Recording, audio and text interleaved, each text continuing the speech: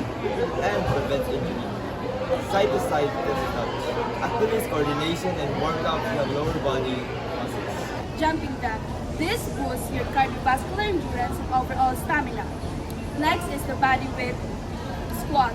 This builds your lower body strength, especially on your thighs and on your glutes. Next is the push-up. This strengthens your chest, shoulder, and triceps. High knees. Increase speed and agility while engaging the core. Lunges. Develop balance, coordination, and leg strength. Stretch arms and legs.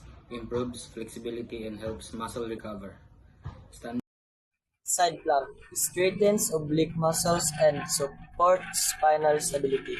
Burpees builds power, full body strength, and cardiovascular endurance. Overall benefit. Cooling down reduces muscle soreness, aids recovery, and helps the body transition back to resting state.